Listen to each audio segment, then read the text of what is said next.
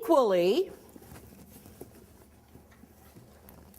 Polly Horvath lures us in with a lively voice in Everything on a Waffle. My name is Primrose Squarp. I am 11 years old. I have hair the color of carrots in an apricot glaze, recipe to follow.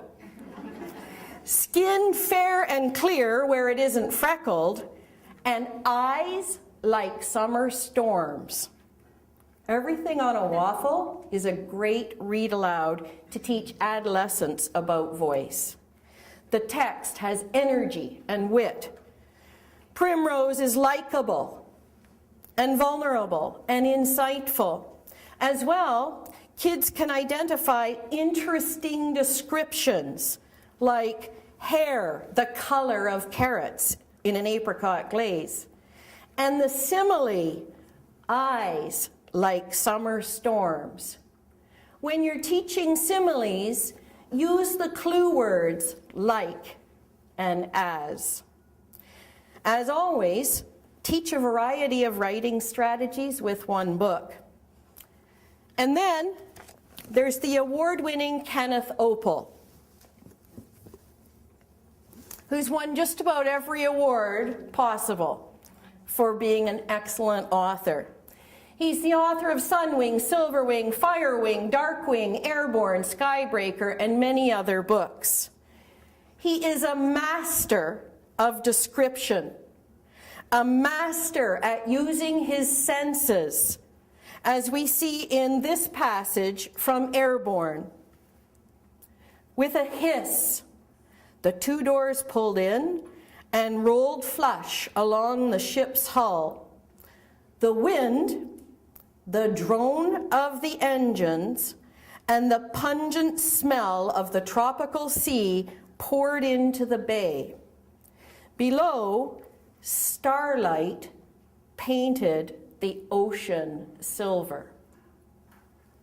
Wow. Often I'll ask kids, how many of you have ever written something and then your teacher asks you to add more description? Most raise their hands. As one boy said about Kenneth Opel, he makes you feel like you're right there. We can use his books to teach lessons on sensory details, settings, using similes, and writing with nouns and verbs. Last winter, I went to the Ontario Library Association Super Conference and visited the publishers' exhibits. At one booth, I spotted the latest installment of the Boy Sherlock Holmes series and began reading. A librarian arrived. "Is that the new Shane Peacock?" she asked excitedly. I raised my head and nodded. "My kids love these books," she said. "This writer's so good. He's won all kinds of awards." I smiled. I know about Shane Peacock because older students often identify him as a favorite author. Once I asked a grade 6-7 class, "What do you like about Shane Peacock's writing?" One boy said, "He has the skill to conjure up foggy 1800s London on the page." That stunning response captures how kids look up to good writers as role models. Obviously, Shane Peacock inspires that student. Listen to Shane Peacock's lead. Listen to how Shane Peacock starts Eye of the Crow. As I read this story starter, listen for sensory details. Listen for how he writes with nouns and verbs, his description of setting. As the sun climbs, its rays spread light through the lifting yellow fog, filtering down upon a brown, flowing mass of people. on top hats and bonnets, heavy clothes and boots, swarming on bridges and along cobblestone streets. Hooves strike the pavement, clip-clopping over the rumbling iron wheels, the drone of the crowds and hawkers' cries, the smell of horses, of refuse, of coal and gas hangs in the air. Nearly everyone has somewhere to go on this late spring morning in the year of our Lord, 1867. When I worked as the editor of the Our Choice Guide, Canada's Guide to Best Books for Children, I collaborated with the Canadian Children's Book Centre and a freelance designer. Every year, the library coordinator, Brenda Halliday, sitting over there, and she and I worked together for many years. She was the library coordinator, and Brenda would ship all the new books, about 700, to my office. One of my roles involved writing annotations for the guide. One year, when the books arrived, my son and his friend Michelle helped me sort them onto shelves. The best part of my job meant watching their reactions to new books. "What kind of reading do you like best?" I asked Michelle. "Oh, you know, science fiction, fantasy, horror, and teen angst," she smiled. To capitalize on students' interests, you can give students books for every interest. Talk to kids about what's good. Listen to what they like so you can motivate them, and learn who their favorite authors are and why, so you can suggest others they might enjoy. Recently, a principal invited me to do a workshop with her staff. I asked each teacher to bring along 2 of their students' favorite books. We would discuss how we could use them as writing models. One grade 8 teacher expressed her dislike of fantasy and science fiction. When she said, "You couldn't pay me to read a Harry Potter book," I winced. Regardless of your interests, kids need to read and explore various forms of writing.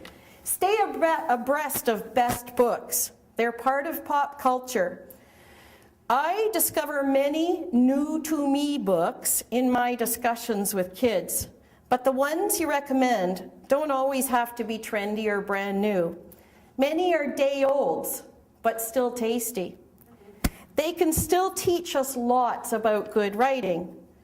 So, for example, if your students like Harry Potter, they might enjoy The Dark is Rising sequence by Susan Cooper.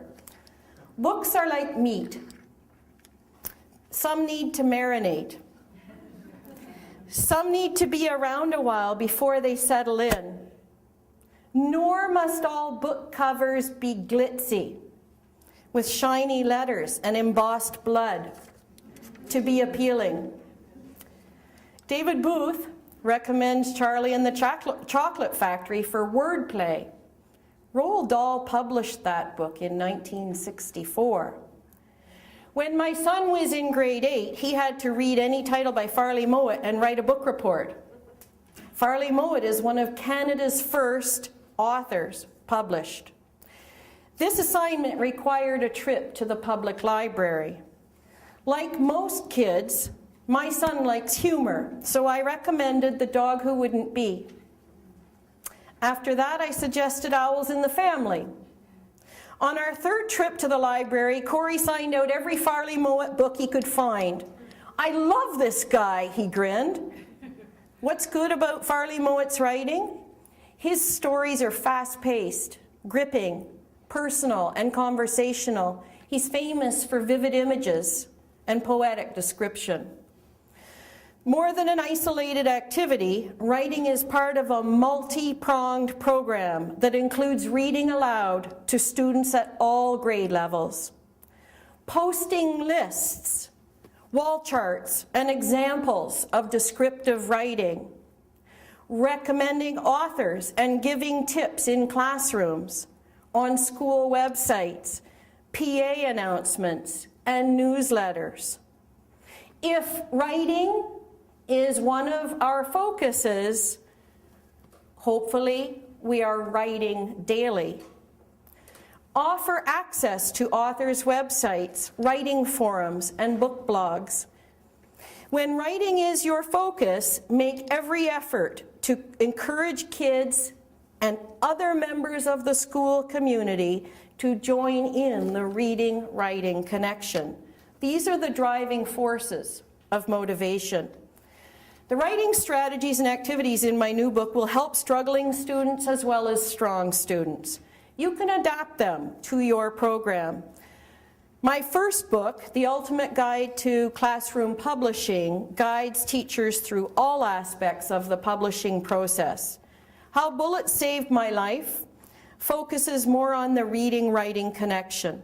Whether you are an experienced writing teacher or want to feel more sure-footed about your craft, I hope it validates what you know about the process, offers insight, and lifts your learning in many new ways. Thank you, Pembroke Publishers, for organizing such an interesting program, and I hope everybody has a great day.